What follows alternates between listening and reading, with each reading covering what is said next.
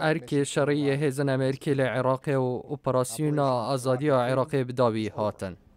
لسر همان میزی کوی بری وی دسپیگ را گهاندی سروک باراک اوباما به دیمای اینانا کریار شری لعراق را گهاند. بری هنگی سروک دیگل سربازا کمبو لفورد بلیس لتکساس کو 51 سرباز دوی بنگهی لعراق هاتی نکشتن. رزار اوباما گوتا سربازا کو نوکه بر پسیاری لسرگل عراقیه کو اف گوتنا پشت هنگی دوباره کریه و. لداوی بتنه عراقی دشین جگ نگرین خو چار سر بکن. باجرن خوب پاریزن بتنه عراقی دکارن دموکراسی لولات خو آواب کن. امریکا ده پشتوانیا گل عراقی کد هم وک حوالک و هم وک هفکارک.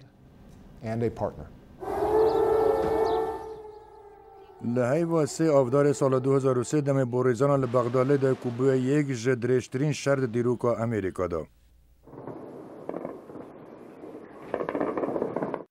برینگی روژا سهشنبه رزار اوباما بحث سروکی بر جورج دبلیو بوش کر بله سرا سپیب درجی بلاو نکر. رزار بوشی فرمان دابو عراق بیت داگیر کرن لسال 2003. اوه بزاوه که بنیوهی نابد.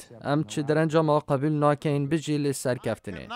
رزار اوباما دم بزاوت هل بجارتن سروکاتی دکرن سوز دابو کو شر عراق بدیماهی بینید بله هشتا پترج 50,000 سرباز لویر ماینه بو شیرت و فیرکرنا سرباز عراقی و سروکی نگوده و سرکفتنه. لدم اجمارا هزم العراقی کم دبن کارمندن مین سفل و دیپلمات و آلیکاری دیرول سرکی بین الپشتوانی کرنا عراقی. بله هر اوه دیماهی شرعی العراقی برسو لسروی کس رادوسته که بسیار جهتی تکرن. چارلز دان لنستیو روشالات نوراز بجید. از باور ناکم که دیکاره که باج بیت ونی شب دین که پیگیری امریکای یان جی ارکن شری بداوی تن یان کارمند سیول دکارن ویرولی بینن. اوه هندک جوان سربازان کوهشت العراقینه. ام سربازن شرکرین و ام هشتا العراقینه هشتا کارمای که ام بکین ناو ارکیاتی گرتن بله و ارکن موری با که خمایه. اوه هل بجارتن گشتی لماها سه هشتا گرفتاریا پیکران و حکومت که هیا کو کس درستی سر نکفتیه. سرک وزیر نوری المالکی سه شنبه گود هیز پاراستن حوالات توی نوکه دشم درستی حوالاتی خوب پارێزن. جگیری سروکی جو بایدن دگل ریبرا لبغدا کم دبید بوره و رسمت گوهری ناقمانداریه. دان دبیجید سرکفتن او کوزیده گاوی کمتر ببن و حکومت کار راگرتی هبید و پتر باوری به امریکا هبید.